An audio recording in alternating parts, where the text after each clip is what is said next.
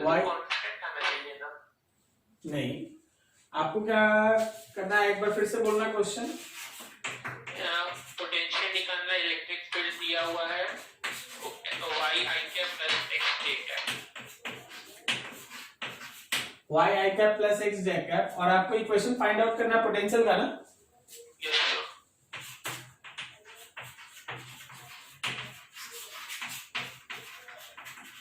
Find equation of potential.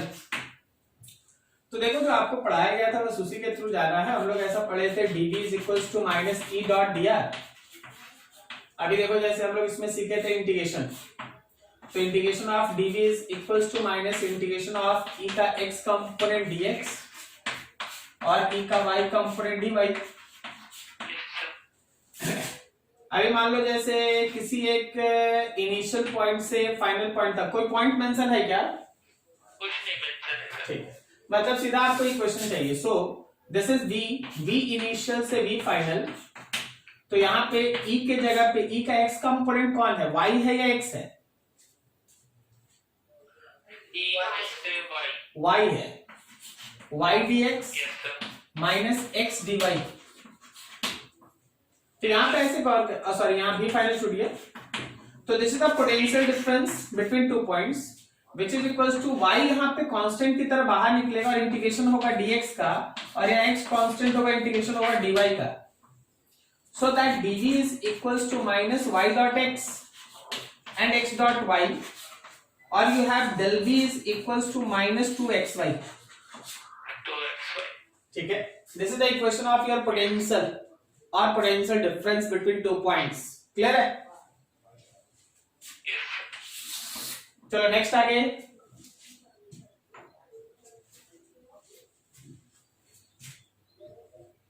किसी का? ठीक है, एक हमसे क्वेश्चन पूछा गया है, व्हाट्सएप पे सेंड किया गया है। वो क्वेश्चन क्या था पहले उसको देख ले, फिर हम लोग इसमें दो चीज देखेंगे, सीखेंगे। जरा गौर करना। क्वेश्चन ऐसा है,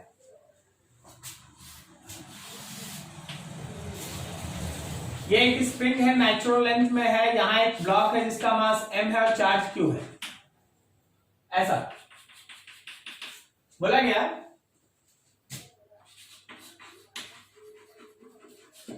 spring is in natural length,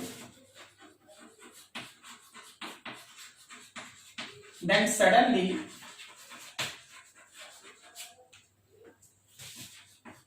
an electric field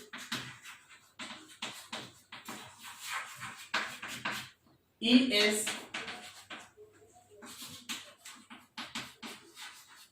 switched on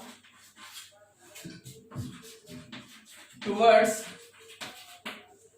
right. Find, इसमें दो क्वेश्चन, एक्चुअली एक ही क्वेश्चन है। पहला क्वेश्चन हम लिख देते हैं, फाइंड मैक्सिमम इलॉन्गेशन इन स्प्रिंग। आपको स्प्रिंग का मैक्सिमम इलॉन्गेशन बताना है, मैक्सिमम इलॉन्गेशन इन स्प्रिंग। और दूसरा आपको बताना है elongation in spring at equilibrium. ये आपके पास दो क्वेश्चन बोला गया। देखो जी, एक स्प्रिंग है जिसका स्प्रिंग कांस्टेंट k है, ब्लॉक m चार्ज q के साथ कनेक्टेड। सडनली आप इस एनवायरनमेंट में एक इलेक्ट्रिक फील्ड को स्विच ऑन कर दिए। जब आप इलेक्ट्रिक फील्ड को स्विच ऑन किए तो आपको यह बताना है कि जो स्प्रिंग का मैक्सिमम इलॉन्गेशन होगा वो बताना है, और दूसरा जब इक्विलिब्रियम एस्टैब्लिश हो जाएगा उसके बाद स्प्रिंग का इलॉन्गेशन कितना होगा यह बताना है। इक्विलिब्रियम पे स्प्रिंग का इलॉन्गेशन बताना है। ये दो क्वेश्चन, क्या कोई बता सकता है how we can proceed? kx को qv के बराबर कर देंगे। किसमें, 1 में या 2 में? मतलब क्वेश्चन 1 बता रहे हो या 2? किसका आंसर? सुनो, क्वेश्चन नंबर 1 का आंसर बता रहे हो या 2 का? नेगेटिव चार्ज 1 का। अच्छा, नेगेटिव चार्ज के इलेक्ट्रिक फील्ड लेंगे सर। नेगेटिव चार्ज का नेगेटिव चार्ज इलेक्ट्रिक फील्ड लेंगे तो इलेक्ट्रिक फील्ड को फोर्स से फिर लॉन्गेशन नॉट निकल सकते। देखो हमसे क्वेश्चन पूछा गया था तो अच्छा था कि हम उससे उसको बताने की जगह पे क्वेश्चन में है ही कुछ ऐसा जिसको है ना बैच में डिस्कस करना जरूरी था, ठीक है ना। किसी का पर्सनल डाउट है लेकिन पर्सनल ठीक है, लेकिन क्वेश्चन अच्छा था इसलिए बैच में लाना था। जरा गौर करना, ध्यान से एक चीज समझना, इन दोनों पहले क्वेश्चन को तुम जितना अच्छे से दिमाग में बैठा सकता है बैठा लो, एक से एक क्वेश्चन मिलता है इस कॉन्सेप्ट पे। पहला वाले में बोला है मैक्सिमम इलॉन्गेशन, क्या कहीं बोला है कि वहां जाके ब्लॉक रुक जाएगा? नहीं, मतलब वहां तक जाएगा फिर वापस आएगा, फिर जाएगा फिर वापस आएगा, वो मैक्सिमम इलॉन्गेशन। और दूसरे वाले में ये वो पोजीशन होगा जहां ब्लॉक पे नेट फोर्स 0 होगा। क्या दोनों में अंतर समझ में आ रहा है? यस सर, तो एक पोजीशन पे चलो है। उमंग जैसे बता रहा था ना, वो क्वेश्चन नंबर 2 बनाने का तरीका है। नेट फोर्स को आप 0 कर रहे हैं, आप राइट हैंड साइड पे लगने वाला फोर्स QE और लेफ्ट हैंड साइड पे लगने वाला KX को बराबर कर रहे हैं। क्या सही बोल रहे हैं? Yes sir. वो क्वेश्चन 2 बनाने का तरीका है, ठीक है। ध्यान से देखिएगा और समझिएगा। पहले 2 ही सॉल्व कर लेते हैं क्योंकि 2 इज इजियर, जो आप समझ पाते हैं। क्वेश्चन नंबर 2 के हिसाब से एड इक्विलिब्रियम, चलो भाई इक्विलिब्रियम पे बात हो रहा है तो देख जरा ध्यान से, ये रहा मेरा ब्लॉक, चार्ज था Q, राइट की तरफ इलेक्ट्रिक फील्ड था तो राइट पे फोर्स था QE। और मान लो अगर मेरा ब्लॉक x0 आगे बढ़ा है तो लेफ्ट की तरफ लगेगा KX0। क्या सही जा रहे हैं? सही है ना। अगर ये यहां से x0 आगे खिसका है, x0 is equilibrium, okay, this is equilibrium position. तो इक्विलिब्रियम पे राइट खिसकने से स्प्रिंग फोर्स लेफ्ट की तरफ लगेगा KX0 और राइट की तरफ इलेक्ट्रिक फोर्स लगेगा QE। बिकॉज आप इक्विलिब्रियम पे बात कर रहे हैं तो नेट फोर्स का वैल्यू होना है 0, और ये तभी पॉसिबल है जब आप QE को KX0 से इक्वेट कर दीजिए, सॉल्व कीजिएगा, x0 का वैल्यू आ गया QE बाई K। मतलब इक्विलिब्रियम जब एस्टैब्लिश होगा तो मेरे स्प्रिंग का इलॉन्गेशन होगा QE बाई K। क्या आपको कोई दिक्कत समझने में? इक्विलिब्रियम वर्ड सुनते जाना, दिमाग में रखना, इक्विलिब्रियम पे नेट फोर्स 0 होता है, इक्विलिब्रियम पे नेट फोर्स 0 होता है। नेट फोर्स 0 करके बना दिए तो सर पहला कैसे बनेगा? फर्स्ट को हम लोग कैसे सॉल्व करेंगे? देख रहे हैं, फर्स्ट को सॉल्व करने के लिए वर्ड याद रखना, फर्स्ट को नहीं, फर्स्ट के जैसा न्यूमेरिकल सॉल्व करने के लिए वर्ड याद रखना, कंजर्वेशन ऑफ एनर्जी और work kinetic energy theorem. Either use conservation of energy और use work kinetic energy theorem. जब इस न्यूमेरिकल को बनाने के लिए याद रखना कि नेट फोर्स तो करना है भाई 0। क्या आप समझ पा रहे हैं? Yes sir. ठीक है, चलो अब क्वेश्चन नंबर 1 सॉल्व करते हैं। 1 के लिए आप 2 फिगर ध्यान से देखिए। एक ये जगह था जहां मेरा सिस्टम अभी रुका हुआ था, ए पॉइंट, सडनली आप इलेक्ट्रिक फील्ड को स्विच ऑन किए, ये वो जगह है जहां x 0 है। फिर हाँ, यहां पे याद रखना कि वेलोसिटी इनिशियल भी 0 ही था, सही है। फिर ये फोर्स लगा, फोर्स स्प्रिंग को इलॉन्गेट किया, ब्लॉक यहां तक पहुंचा, उसके बाद वापस आएगा, ब्लॉक यहां तक पहुंचा। मान लो ये जो आप देख रहे हैं दिस इज x मैक्सिमम जो हम लोग को निकालना है, ठीक है। ब्लॉक यहां पहुंच गया, मास m है, चार्ज q है, इस पॉइंट को आप b कह दें। क्या यहां भी फाइनल वेलोसिटी 0 है? Yes sir. हाँ, इस पूरे प्रोसेस में राइट की तरफ एक फोर्स लगा, क्या वो फोर्स QE है? ठीक है, QE। Now applying conservation of energy. आप कंजर्वेशन ऑफ एनर्जी लगा सकते हैं, आप चाहे वर्क काइनेटिक एनर्जी थ्योरम लगा सकते हैं। अगर आप कंजर्वेशन ऑफ एनर्जी लगाएंगे तो एनर्जी इनिशियल और एनर्जी फाइनल को आप इक्वेट कीजिए। क्या सही है? Yes sir. ठीक है, अब जरा देखना इस केस में कि बिकॉज इस केस में आप वर्क भी किए हैं तो जब आप एनर्जी इनिशियल में कुछ वर्क ऐड करेंगे तब जाके वो एनर्जी फाइनल के बराबर होगा। एनर्जी इनिशियल में कुछ वर्क आप ऐड करेंगे तब जाके वो एनर्जी फाइनल के बराबर होगा। सो either you can go through conservation of energy or you can apply work kinetic energy theorem. दोनों से बनाओ एक ही चीज आएगा। तो वर्क काइनेटिक एनर्जी थ्योरम में क्या है कि work done by spring plus work done by electric force, दो को है काम, that will be equals to change in kinetic energy. सही है। अब जरा गौर करना, स्प्रिंग का वर्क यहां से यहां तक इलोंगेट हुआ, तो बता जब डिस्प्लेसमेंट इसका राइट था लेकिन स्प्रिंग फोर्स किधर लग रहा है? स्प्रिंग, एक मिनट, स्प्रिंग फोर्स लेफ्ट लग रहा है या राइट? Left sir. लेफ्ट। लेकिन डिस्प्लेसमेंट ब्लॉक का किधर हो रहा है? राइट। राइट के तो हमेशा ध्यान रखना कि स्प्रिंग फोर्स निगेटिव होता है, kx² प्लस इलेक्ट्रिक फोर्स का वर्क। क्या इलेक्ट्रिक फोर्स का work? Force into x maximum है।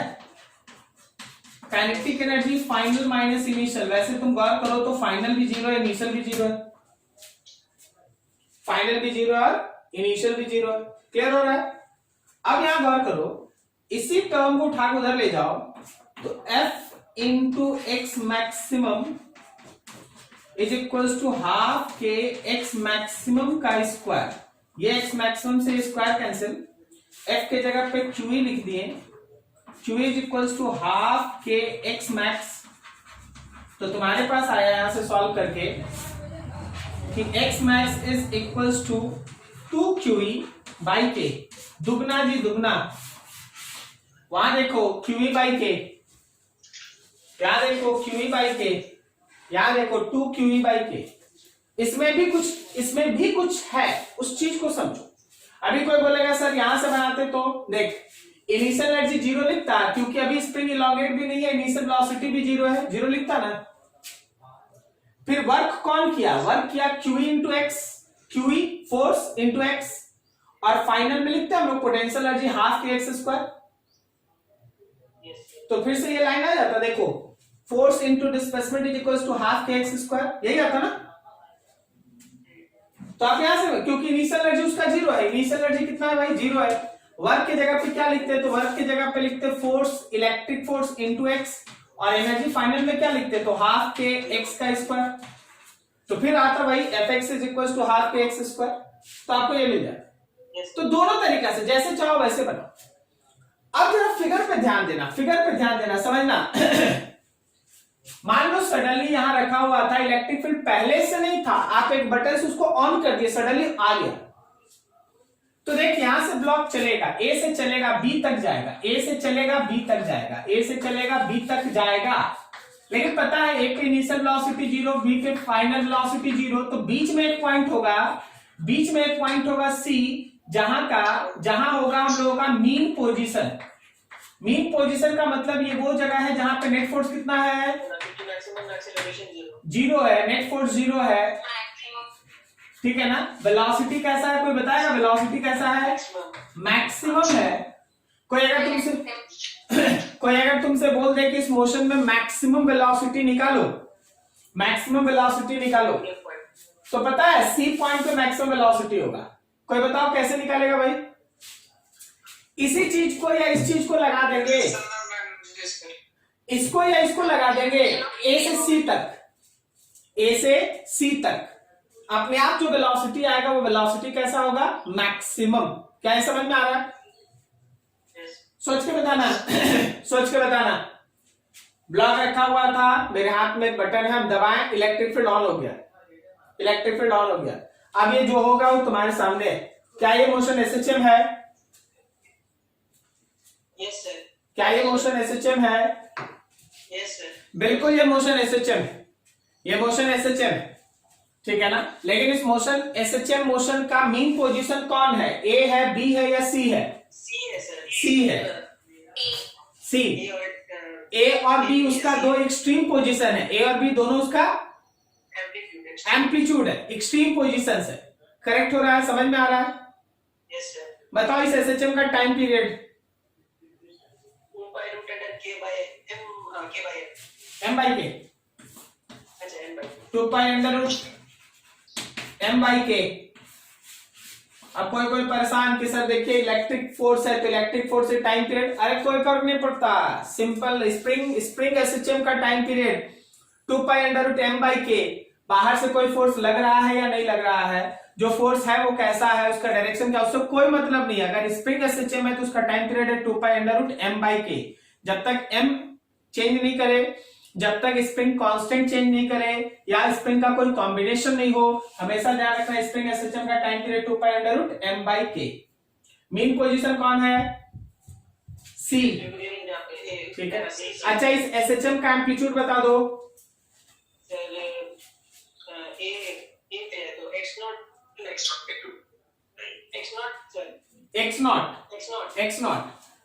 देख यहां से यहां तक भी x0 था, और ये भी तुम गौर करो तो ये x0 के मैग्नीट्यूड के ही बराबर है। यस देखो QE/K, यहां से यहां तक QE/K आया और यहां से यहां तक आया 2QE/K, तो यहां से यहां तक QE/K और यहां से यहां तक फिर QE/K। क्या ये समझ में आया? यस सर देख लो अच्छे से, कोई डाउट है पूछ लो। ये रहा क्वेश्चन, इसको बढ़िया से नोट करना, नोट करो थोड़ा बढ़िया से, कोई डाउट है पूछो। चलो ठीक, अभी देखो आज का हम लोग है ना थोड़ा सा एक बढ़िया टॉपिक अभी स्टार्ट कर रहे हैं, अगला सेक्शन स्टार्ट कर रहे हैं। वैसे तो उस सेक्शन में हम लोग इंटर करते हैं तो नाम है इलेक्ट्रिक डायपोल, लेकिन उसके पहले शायद एक छोटा सा सेक्शन आपका बचा हुआ है, that is equipotential surface. Equipotential surface नाम में लगभग सब मालूम है, जरा देख लो, थोड़ा सा थ्योरेटिकल टर्म है।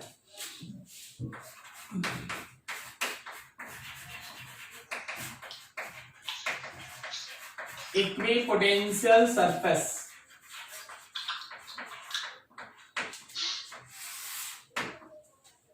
जरा गौर करना। मेरे पास यहां पे एक प्लस Q चार्ज है और हम इसके चारों तरफ ये एक स्फेरिकल सरफेस लिए। इस स्फेरिकल सरफेस का खुद का रेडियस है R। अब देखो इसके सरफेस पे कोई एक पॉइंट A है, कोई एक पॉइंट B है और कोई एक पॉइंट C है।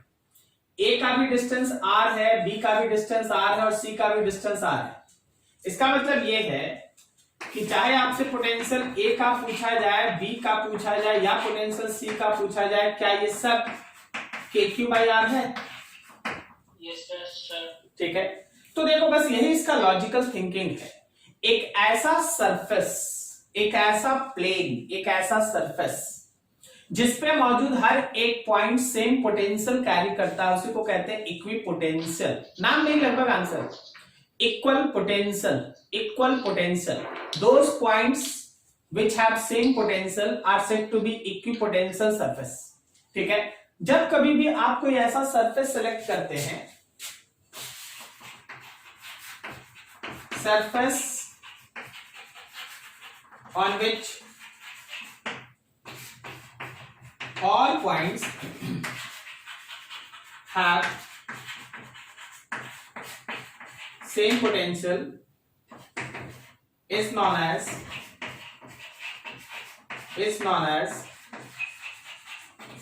equipotential surface. तो कोई भी ऐसा सरफेस जिसपे हम लोग है ना जितना भी पॉइंट्स है सबका पोटेंशियल सेम होगा, उसको आप इक्विपोटेंशियल सरफेस कहते हैं। अब इस इक्विपोटेंशियल सरफेस का दो तीन इंपॉर्टेंट कैरेक्टरिस्टिक है, उस पर ध्यान दो।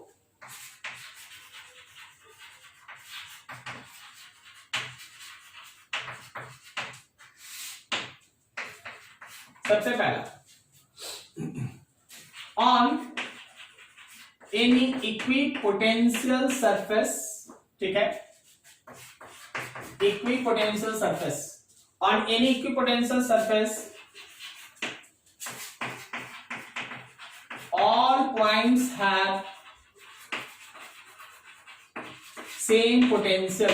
सारे के सारे पॉइंट्स का पोटेंशियल सेम होता है, सारे के सारे पॉइंट्स का पोटेंशियल सेम होता है। तो इसमें जरा आपको ध्यान देने वाला बात है कि दो पॉइंट्स के बीच, so potential difference between any two points, दो पॉइंट्स के बीच on same equipotential surface is zero. क्या सही है?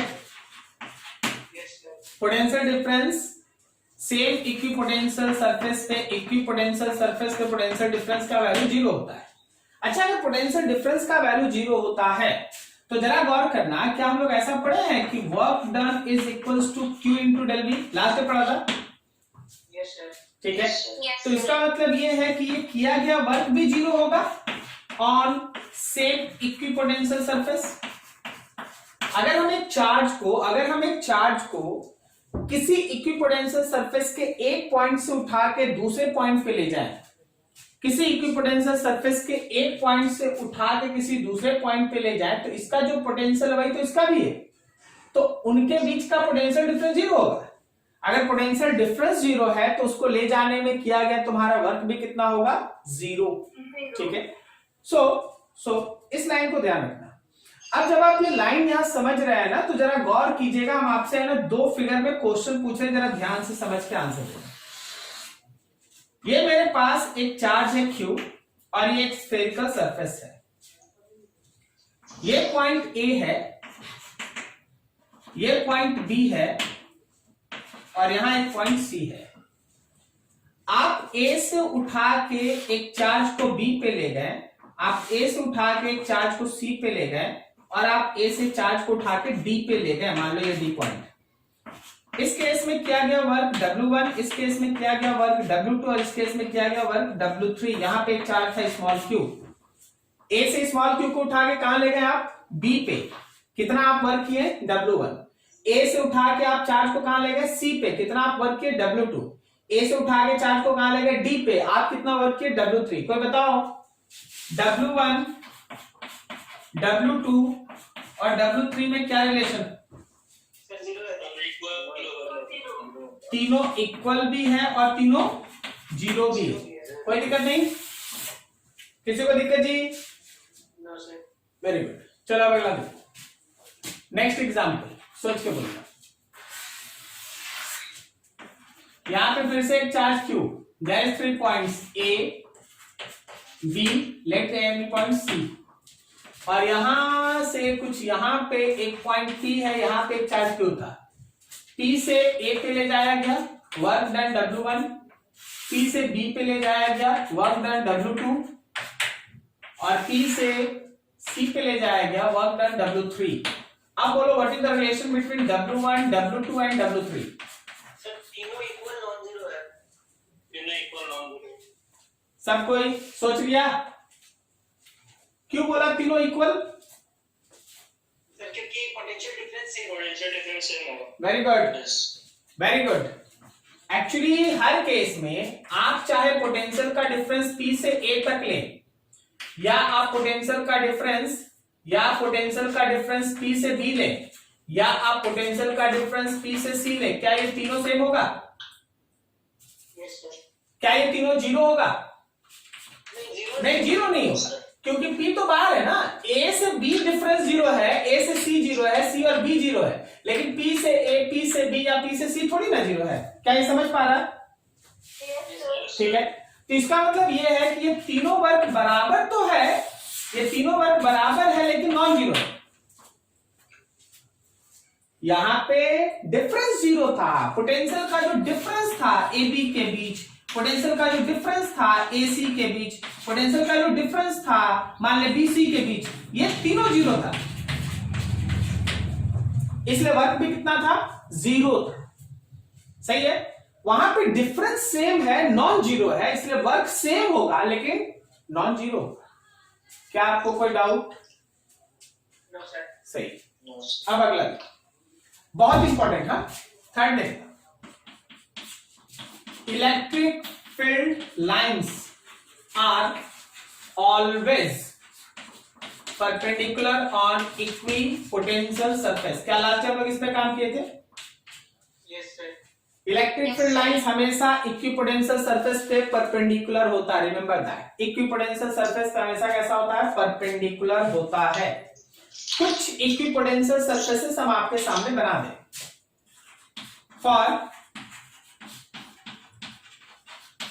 पॉइंट चार्ज, मान लो हम लोग के पास एक पॉइंट चार्ज है, तो ये रहा उसका इलेक्ट्रिक फील्ड लाइंस। बताइए पॉइंट चार्ज कैसा है, प्लस है कि माइनस? प्लस है। तो ध्यान रखना उसका इक्विपोटेंशियल सरफेस ऐसा होगा। अब तुम हमको बताओ, ये एक है जिसका पोटेंशियल V1 है, ये दूसरा है जिसका पोटेंशियल V2 है। सोच के बताओ V1 और V2 में बड़ा कौन? क्यों? क्यों? हाँ वो सही है, लेकिन एक चीज और भी तो है ना कि electric field lines are always directed from higher to lower potential, higher से लोअर, ठीक है ऐसा। हाँ अब देखना, अगर हम लोगों के पास ये spherical for point charge spherical equipotential surface. अब दूसरा देख लो, अगर हम लोगों के पास इस तरह का एक यूनिफॉर्म इलेक्ट्रिक फील्ड है, यूनिफॉर्म इलेक्ट्रिक फील्ड, क्या समझ पा रही है कि यूनिफॉर्म इलेक्ट्रिक फील्ड है? तो याद रखना कि equipotential surfaces are plane equipotential surface, ठीक है। तो ये कुछ फंडामेंटल था कि हाँ इक्विपोटेंशियल सरफेसेस आप कहते हैं किसको है और उसका कैरेक्टरिस्टिक क्या होता है। ये सब आपसे ऑब्जेक्टिव में एक से क्वेश्चन बनाता है, ध्यान रखिएगा, नोट कीजिए अच्छे से, कोई डाउट पूछ लीजिए। अभी अगर इसी में एक और पॉइंट थोड़ा ऐड कर दिया, आप ध्यान रखिएगा, थर्ड के बाद fourth.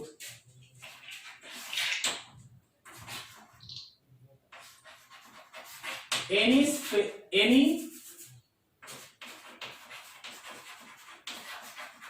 conducting surface is always equipotential। मतलब मान लो जैसे मेरे पास एक कंडक्टर है इस शेप का, मेरे पास एक कंडक्टर है इस शेप का है, मान लो अंदर से हॉलो है या फिर सॉलिड है, फर्क ज्यादा नहीं पड़ता, ठीक है। अब आपका इसका शेप कुछ भी हो, ध्यान रखना अगर हम इसको चार्ज दिए हैं बाहर से क्यों ना, तो चाहे हम ए पॉइंट का बात करें या बी पॉइंट का बात करें या सी पॉइंट का बात करें, सबका पोटेंशियल सेम होगा। ए का पोटेंशियल, बी का पोटेंशियल, सी का पोटेंशियल, इवन अगर आप अंदर में कोई पॉइंट लिए हैं डी, तो उसका भी पोटेंशियल सेम होगा। तो कोई भी अगर कंडक्टिंग सरफेस है तो वो एक इक्विपोटेंशियल सरफेस है, कोई भी अगर कंडक्टिंग सरफेस है तो वो एक इक्विपोटेंशियल सरफेस है। कोई अगर तुमसे बोल दे कि देखो जी एक चार्ज को हम डी से उठा के सी पे ले आए, कोई एक चार्ज को क्यू मूव्स फ्रॉम मान ले डी टू सी, देन याद रखना कि पोटेंशियल डिफरेंस डी और सी के बीच जीरो है, so your work done is also equals to zero. तो कोई भी कंडक्टिंग सरफेस अगर है तो उसपे हर पॉइंट जो लाई करता है वो सब एक इक्विपोटेंशियल सरफेस की तरह सर्व करता है, तो उन सभी का पोटेंशियल सेम होता है, ठीक है। इसको उसी में मेंशन कर लीजिए, ये टॉपिक खत्म।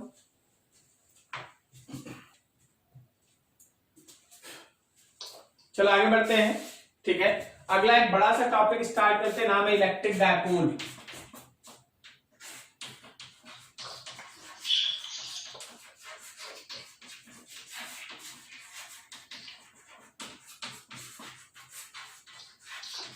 इलेक्ट्रिक डायपोल एक्चुअली ये है क्या? It is system of two point charges having equal magnitude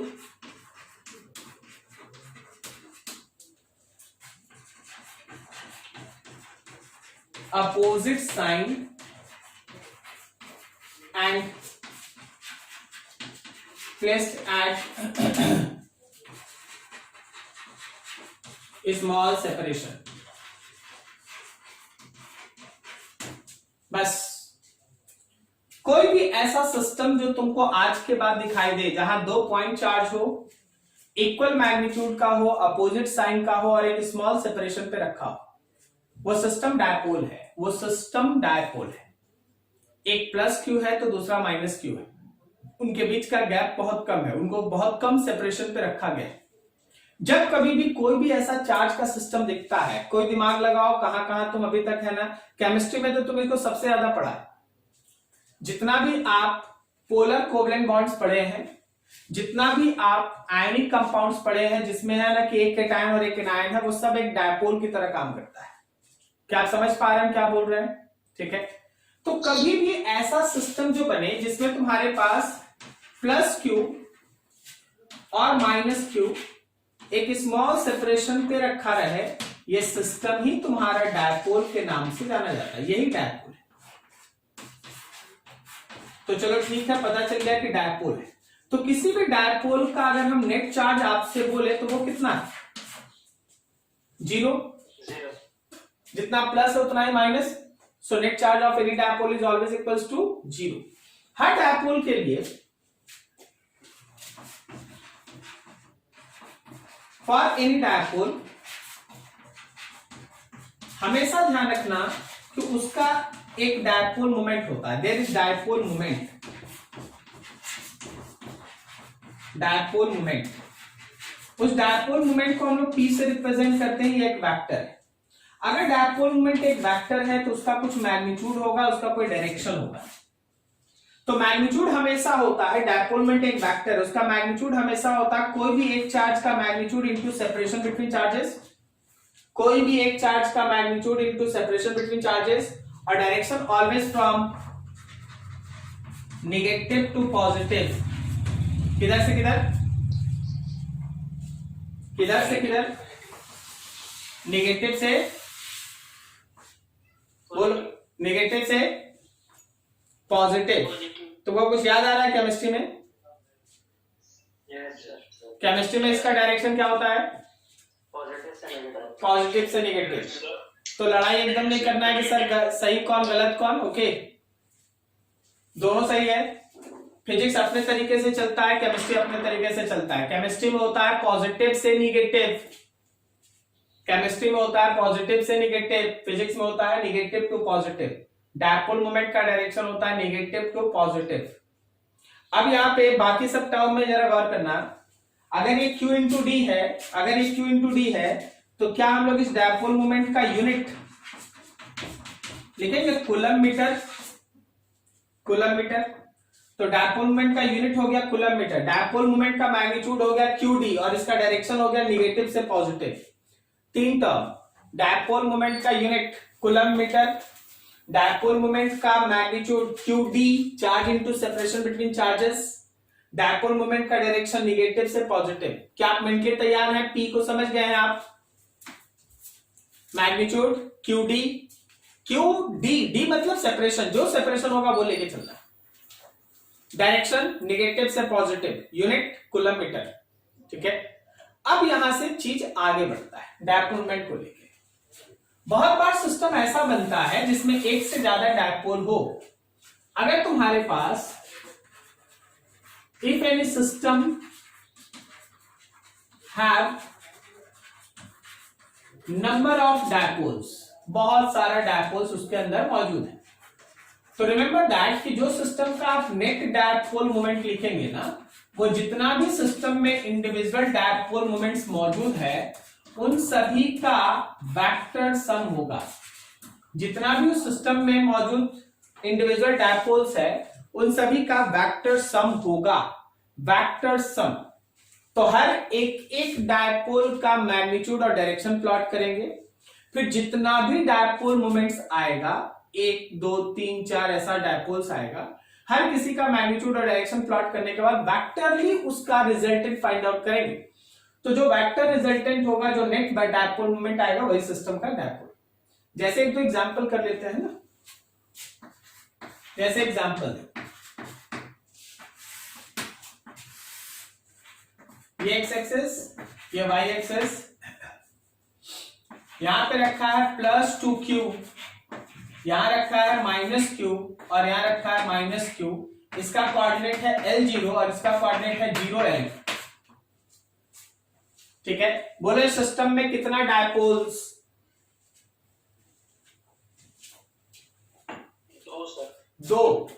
दो डायपोल, बिल्कुल सही, 2 डायपोल। बता दोनों डायपोल का डायरेक्शन बोलने का कोशिश करो।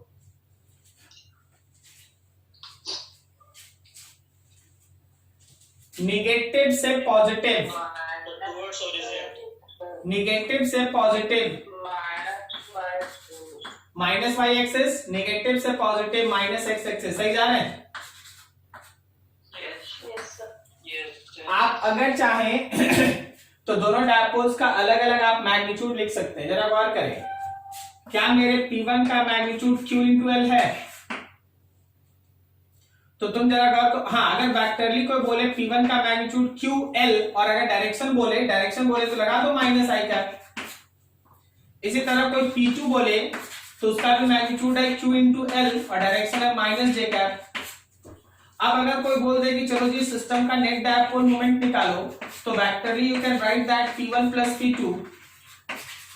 आप अगर यहां से लिखने जाइएगा तो ये minus QL I cap minus QL J cap है। और कोई बता सकता है क्या देख के केवल इसका मैग्नीट्यूड कितना होगा?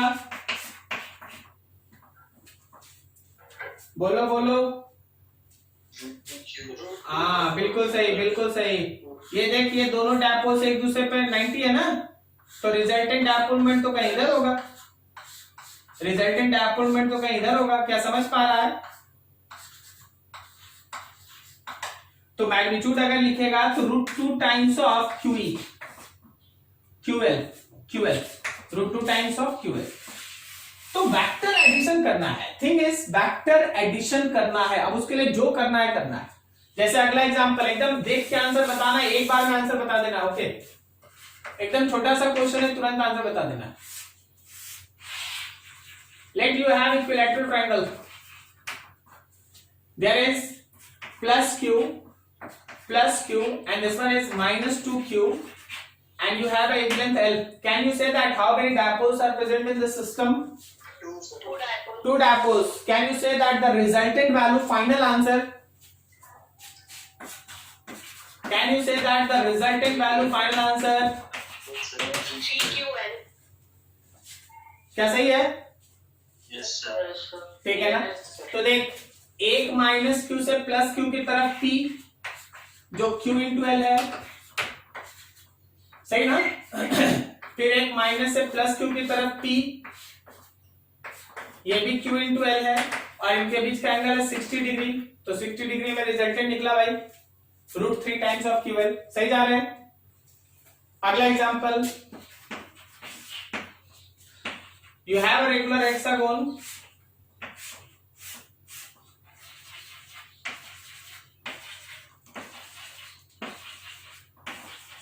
you have a regular hexagon Q and Q and at center it is minus 6Q. How many dipoles are present in the system? There are 6 dipoles. What is the resultant value? What is the resultant value?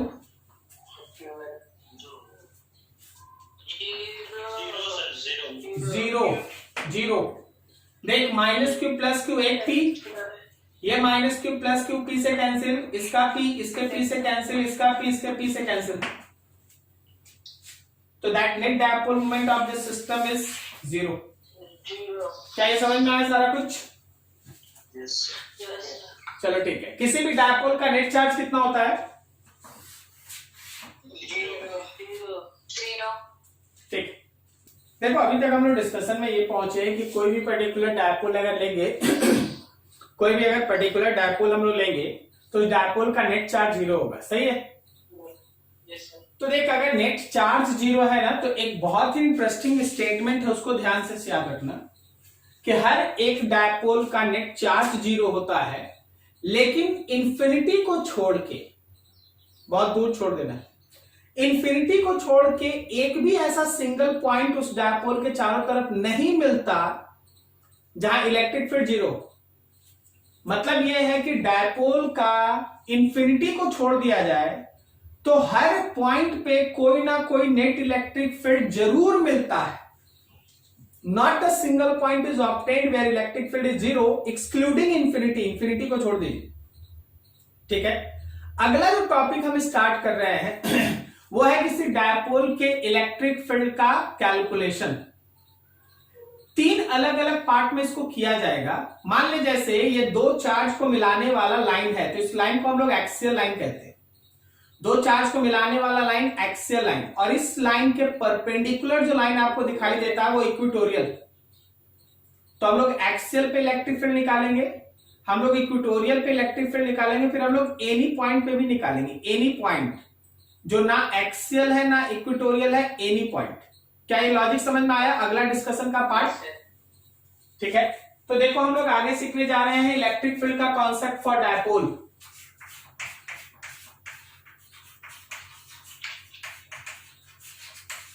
Electric field intensity of electric dipole. Electric field intensity of electric dipole. सबसे पहला और important चीज, for any dipole Q net is 0, but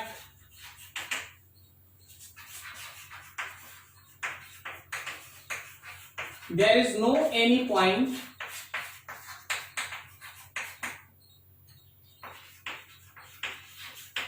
except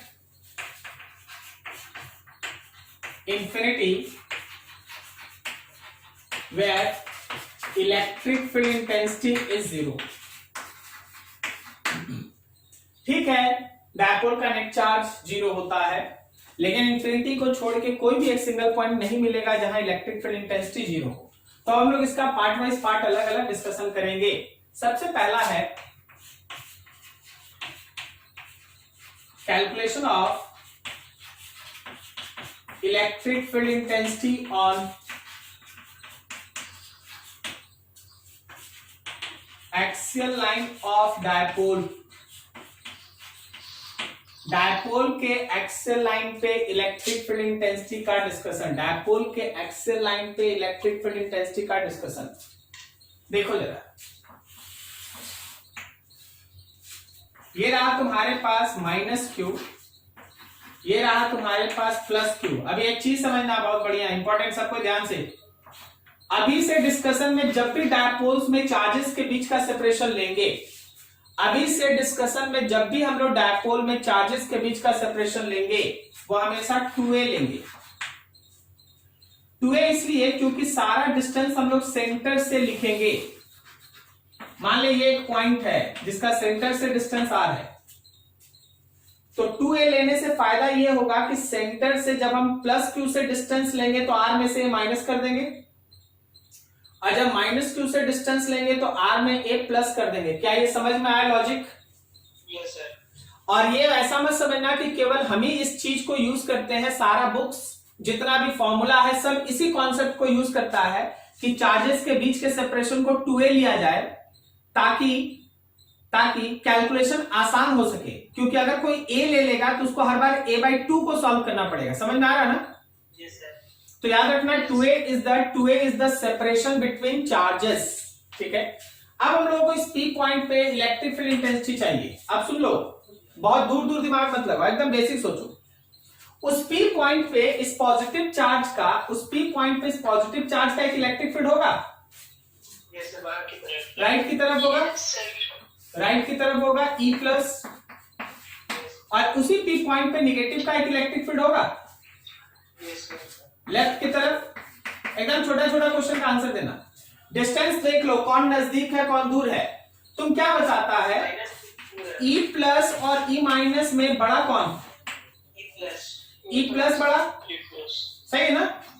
अब यहाँ इस point पे 2 electric field है, दोनों अपोजिट है। तो अगर हम लोग E नेट निकालने जाएं तो E+ में से E- को माइनस कर देंगे क्योंकि they are in opposite direction. Yes sir. अरे 2 वेक्टर है, दोनों वेक्टर अपोजिट में है, तो रिजल्टेंट के लिए A - B। अब ये बड़ा था तो बड़ा वाला में से छोटा वाला माइनस कर दिया, बस इतना ही है। अब आगे हो सकता है बोर्ड भर जाए, वो एक अलग बात है, लेकिन मेन काम यही है। बस इतना हो गया ना, अब आगे इसको सॉल्व करना है। इतना हो गया, आगे सॉल्व करना है। देखो तो मेरा जो ई नेट आया है एक्सियल लाइन पे वो ई पॉजिटिव चार्ज के फील्ड में से माइनस का फील्ड माइनस करना है। पॉजिटिव का फील्ड मतलब के क्यू बाई पॉजिटिव से उस पॉइंट तक का डिस्टेंस, यहां से इस पॉइंट तक का डिस्टेंस बोलो कितना है? a plus r minus a R minus A का square minus K Q, negative से बोलो distance r plus R plus A का स्क्वायर। आप ऊपर से के क्यू को कॉमन ले लें, 1 बाई आर माइनस ए का square 1 by are plus A का स्क्वायर, दिस इज के क्यू। यहां लिख दिए हम लोग आर प्लस ए का स्क्वायर आर माइनस ए का स्क्वायर, और नीचे में क्या लिखते हैं? R square minus A square का होल स्क्वायर। समझा क्या? क्या ठीक है?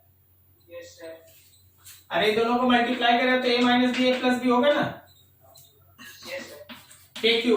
चलो ऊपर एक्सपेंड करो, R square plus A square plus 2 RA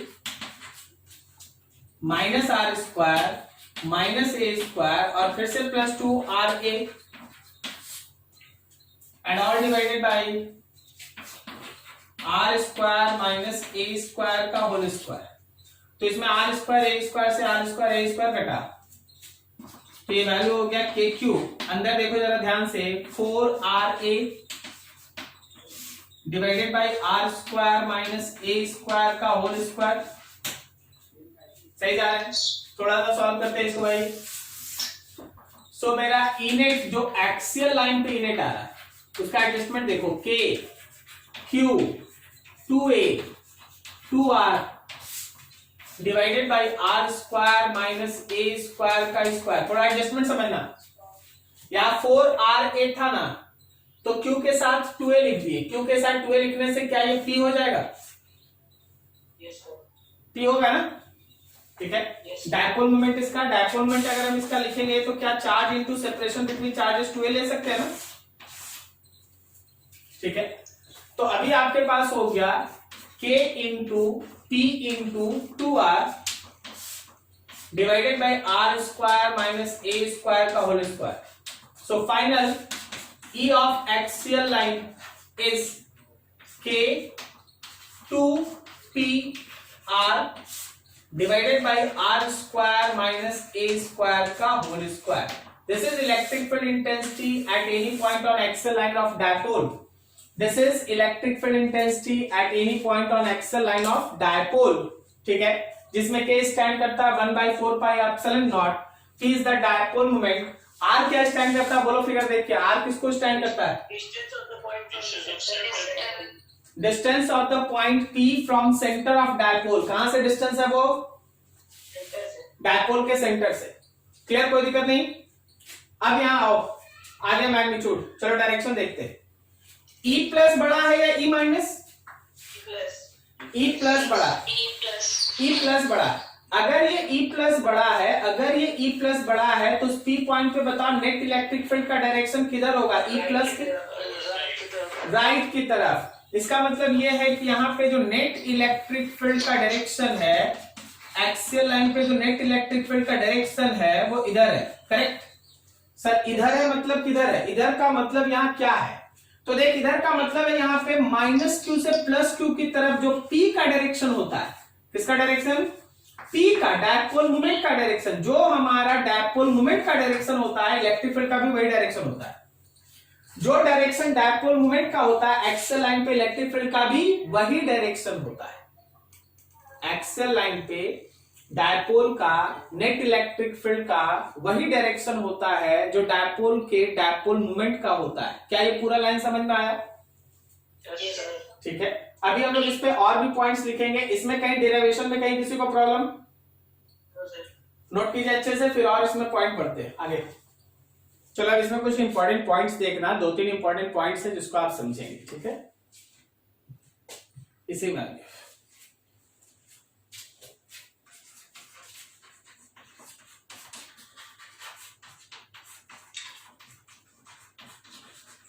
सबसे पहला ये कि अगर हम लोग डायपोल का एक्सियल लाइन उठा लिए जिसमें डायपोल के चार्जेस के बीच का सेपरेशन 2a था और हम लोग के पास एक पॉइंट था जो डायपोल के सेंटर से r डिस्टेंस अवे था, तो उस पॉइंट पे एक नेट इलेक्ट्रिक फील्ड है, उस पॉइंट पे एक नेट इलेक्ट्रिक फील्ड है जो इस डायरेक्शन में एग्जिस्ट करता है। अगर हम लोग उस इलेक्ट्रिक फील्ड को लिखते हैं then it is k times of 2pr divided by r square minus a square का होल स्क्वायर। यही था डेरिवेशन। अगर कोई स्किप करता है, ऑब्जेक्टिव्स के लिए काम करता है, तो फॉर्मूला याद रखता है विथ प्रॉपर मीनिंग आल्सो, तो भी काम हो जाता है। ठीक है, लेकिन आप डेरिवेशन करते जाएंगे, हर जगह देखते जाएंगे। ठीक है, ये रहा। अब इसमें देखो, अगर हम इसको वेक्टर फॉर्म में लिखें, मान लो हम लोग इसको वेक्टर फॉर्म में लिखते हैं, तो जब आप वेक्टर फॉर्म में लिखते हैं तो इस वेक्टर का मैग्नीट्यूड क्या, तो इस वेक्टर का मैग्नीट्यूड है k into 2pr divided by r square minus a square का होल स्क्वायर। ये वेक्टर का मैग्नीट्यूड है। और देखना जरा, इस वेक्टर का डायरेक्शन, इस वेक्टर का डायरेक्शन वही है, इस वेक्टर का डायरेक्शन वही है जो हमारे p का डायरेक्शन है, सही ना। तो बस यहां लगा दो p पे वेक्टर, यहां लगा दो vector. This is vector form of electric field intensity on axial line. This is vector form of electric field intensity on axial line. Clear है। अब डायपोल में एक बहुत इंपॉर्टेंट क्लास बनता है, डायपोल में एक बहुत इंपॉर्टेंट क्लास बनता है and that is called short dipole. Short dipole, ठीक है, समझना उसको। थर्ड है फॉर वेरी शॉर्ट डायपोल। आपके पास काफी छोटा डायपोल है। डायपोल वो जिसका डायमेंशन जो है वो दिए गए डिस्टेंस के कंपैरिजन में काफी कम है। ऐसा डायपोल जिसका डायमेंशन जो है वो दिए गए डिस्टेंस के कंपैरिजन में काफी कम है। चार्जेस काफी क्लोज है, डिस्टेंस बहुत दूर है। चार्जेस काफी क्लोज है, डिस्टेंस काफी दूर है। या चार्जेस के बीच का सेपरेशन दिया ही नहीं है, केवल p बता दिया है, केवल p बता दिया, ये 2a दिया ही नहीं। समझ में आ रहा है? कैसे पता चलेगा सर कि डायपोल काफी छोटा है?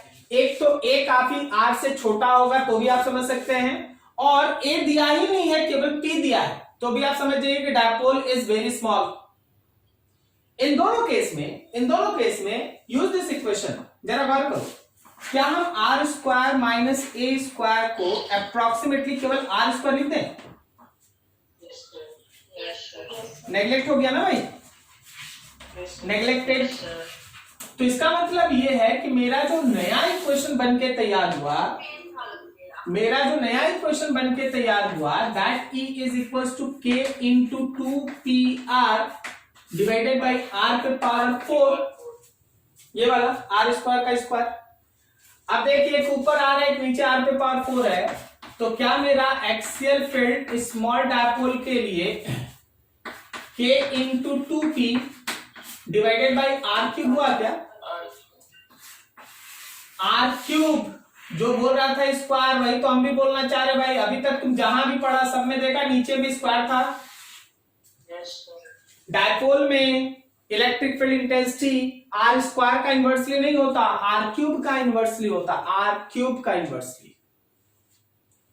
ठीक है जी, r क्यूब का इन्वर्सली। तो रिमेंबर कि electric field is proportional with 1 by r cube. Very important, क्योंकि आप जहां भी पढ़िएगा ना इलेक्ट्रिक फील्ड डायपोल छोड़ के, वो लगभग हर जगह r स्क्वायर आएगा। कहीं कहीं नीचे में r आता है, कहीं कहीं कांस्टेंट आता है, अदरवाइज मोस्टली r स्क्वायर ही आता है। ठीक है, ये r क्यूब है, E proportional 1 by r cube. Dipole के केस में electric field intensity r cube का इनवर्सली प्रोपोर्शनल है। बार बार स्ट्रेस कर रहे हैं, ध्यान रखना। ठीक है, तो ये था एक्सियल लाइन की इलेक्ट्रिक फील्ड इंटेंसिटी के बारे में फॉर डायपोल। कहीं कोई दिक्कत समझने में? ठीक, क्या हम लोग इसी में इक्वेटोरियल के प्रोसीड करें? अभी उधर जगह भी है, ध्यान से देखो। दूसरा देखो, कैलकुलेशन ऑफ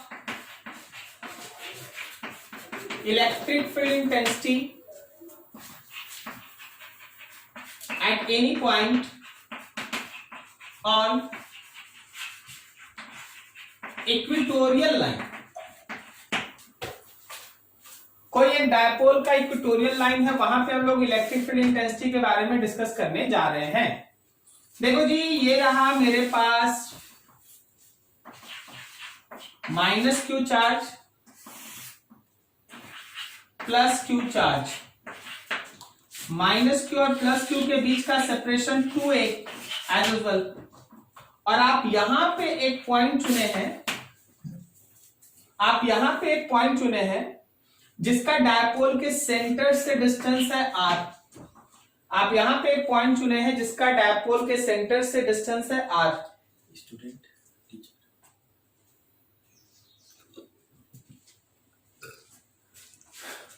डायपोल के सेंटर से उसका डिस्टेंस है r। जरा गौर करना, छोड़ दो इसको, रहने दो, प्रॉब्लम चलेगा तो फिर देखेंगे, ठीक है? उसको रहने, देखते हैं 10 मिनट। हाँ 10 मिनट में उसको समझ,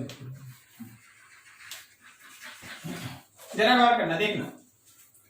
अब इस P पॉइंट पे देख, हर बार डेरिवेशन का जो बेसिक थीम है उसको कभी चेंज मत कर, मतलब बेसिक थीम बता दीजिए क्या हो रहा है। पिछले बार भी बोले कि P पॉइंट पे जब इलेक्ट्रिक फील्ड इंटेंसिटी निकालना था तो प्रिंसिपल ऑफ सुपरपोजिशन यूज किया, प्लस का निकाले माइनस का निकाले, वेक्टर सम कर लिए। अब वहां दोनों वेक्टर अपोजिट में था, सम कर लिए। फिर से वही करेंगे, माइनस क्यू का लिखेंगे प्लस क्यू का लिखेंगे, वेक्टरली ऐड कर देंगे, डायरेक्शन तोड़ के कंपोनेंट रिजॉल्व करके आंसर निकाल देंगे। समझ में आ रहा? थीम यही है। अब उसी में डेरिवेशन बोर्ड भर जाता है, पेज भर जाता है, 2 पेज लग जाता है, एक अलग बात। ठीक यही चलता है। मतलब अब देख, ये निगेटिव चार्ज है तो क्या, ये निगेटिव चार्ज है तो क्या इसका इलेक्ट्रिक फील्ड इधर होगा? मान लो हम लोग E माइनस दिखा दें और ये पॉजिटिव है तो क्या इसका इलेक्ट्रिक फील्ड ऊपर की तरफ होगा? E प्लस दिखा दी। अब देख, ये मेरा जो ट्रायंगल है ये सिमिलर ट्रायंगल है इसके साथ। तो इधर अगर थीटा, ये थीटा है तो क्या ये एंगल थीटा हुआ? सही। अब जरा गौर करना कंपोनेंट्स, E प्लस का ऊपर वाला कंपोनेंट क्या E प्लस का कॉस थीटा है? कॉस थीटा ना, ऊपर कॉस थीटा ना। और E प्लस का लेफ्ट वाला कंपोनेंट क्या E प्लस का साइन थीटा है? अब चलो इस माइनस पे बात कर लेते हैं जी। माइनस पे क्या इस E माइनस का नीचे वाला कंपोनेंट, E माइनस का नीचे वाला कंपोनेंट, बोलो बोलो, प्लस की माइनस, सॉरी कॉस थीटा की sign theta? Cos theta. E minus का कॉस थीटा होगा। और क्या इसका भी इधर वाला कंपोनेंट साइन थीटा होगा? E माइनस का साइन थीटा। क्या किसी को फिगर में कोई दिक्कत? फिगर समझ में आ रहा है ना? E प्लस का sine theta cos theta, E minus का sine theta cos theta, correct है? अभी जरा डिस्टेंस पे गौर कीजिएगा। हम फिर से एक बार ट्रायंगल बना दें, वहां छोटा हो गया है ट्रायंगल मेरा, देखिएगा। ये था थीटा, ये था A, ये था R सही है। अब जरा गौर करना, यहां से यहां तक का डिस्टेंस, तो कुछ भी मान लो, x मान लो, तो चाहे आप E प्लस का मैग्नीट्यूड लिखे या E माइनस का मैग्नीट्यूड लिखे, क्या वो दोनों KQ/x² होगा? Yes sir. जो डिस्टेंस x इसका वही डिस्टेंस x इसका भी। इसका मतलब ये, इसका कुछ मतलब है, इसका कुछ मतलब है, इसका मतलब ये है कि E प्लस का cos theta and E minus का कॉस थीटा, बात कर रहे हैं भाई E प्लस का कॉस थीटा ऊपर वाले का, और E माइनस का कॉस थीटा, क्या कैंसिल होगा? Yes sir. Cancelled out each other, cancelled out each other, एक दूसरे को कैंसिल कर दिया। तैयारी कर लो बताने के लिए कि जो पॉइंट P था यहां है, सो इनेट एट P, जो आप इनेट लेंगे, क्या वो E प्लस का साइन थीटा और E माइनस के साइन थीटा का सम होगा? Yes sir. दोनों तो सेम मैग्नीट्यूड का है, दोनों तो सेम मैग्नीट्यूड का है, तो हम E प्लस लिखेंगे तो हम लिखेंगे KQ/x² साइन थीटा। फिगर पे आओ, फिगर पे आओ, बोलो साइन थीटा देख के।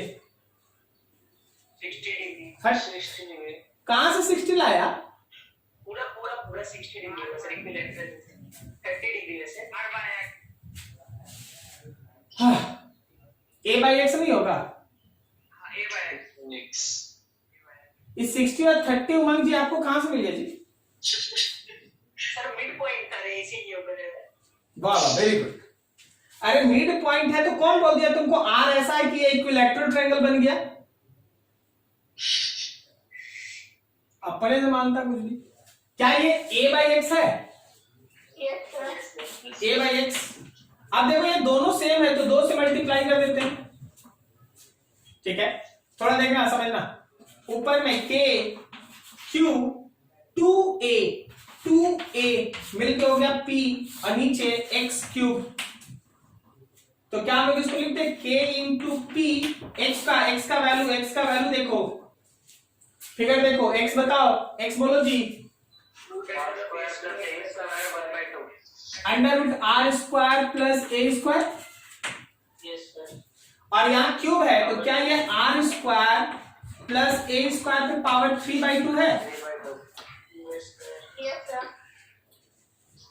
तो ये रहा तुम्हारा electric field intensity on equatorial line of dipole. Dipole के इक्वेटोरियल लाइन पे ये रहा तुम्हारा electric field intensity K P by R square plus A square पे पावर 3/2। अच्छे से देखो, फिर से समझो, निगेटिव चार्ज का निगेटिव फील्ड इंटेंसिटी प्लस का फील्ड इंटेंसिटी इधर, ये दोनों ट्रायंगल सिमिलर है, आइसोसेलेस नहीं है या फिर इक्विलैटरल नहीं है।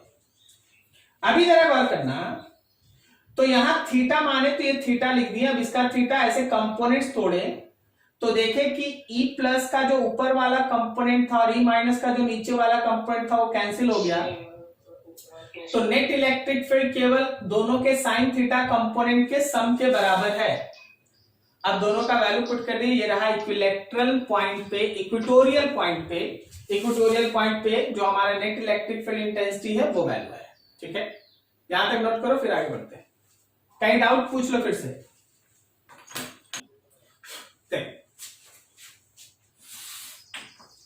सबसे पहला तो ये हम लोग अभी सीखे कि यहां पे है वो माइनस क्यू और यहां पे है प्लस क्यू, दोनों के बीच का डिस्टेंस बाई 2a है। तो विदाउट डेरिवेशन अगर गए तो यहां से r डिस्टेंस अवे कोई पॉइंट होगा तो यहां पे एक इलेक्ट्रिक फील्ड होगा इस डायरेक्शन में। क्या चाहिए?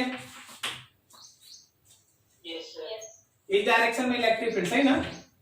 और उस इलेक्ट्रिक फील्ड का वैल्यू आया है k into P divided by R square plus A square पे पावर 3/2, ये था, ठीक है? यही हम लोग अभी डेरिवेशन करके यहां ले आए। अब यहां पे देखो, अगर मेरे पास वेक्टर फॉर्म में लिखना पड़ा,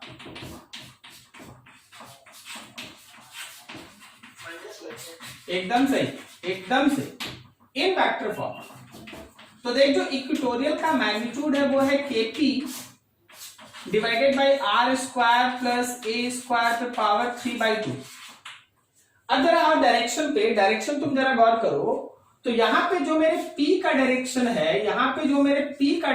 है, तुम्हारा नेट फील्ड एकदम उसके अपोजिट में, क्या ठीक है? तो आप जब P पे वेक्टर का साइन देंगे तो यहां पे एक माइनस लगा दीजिए तो वो E हो जाएगा। क्या आपको ये माइनस का मतलब समझ में आया? Opposite and direct. तो दो काम हो गया, मैग्नीट्यूड लिख दिए, वेक्टर फॉर्म लिख दिए। अब अगर शॉर्ट डायपोल होगा तो कैसे काम करेंगे? थर्ड, फॉर शॉर्ट डायपोल, अगर हम लोग के पास शॉर्ट डायपोल है तो शॉर्ट डायपोल का मतलब A is much smaller than R. तो जहां भी R square plus A square है, हम लोग उसको अप्रोक्सीमेटली आर स्क्वायर लिखे, because this can be neglected, सही है?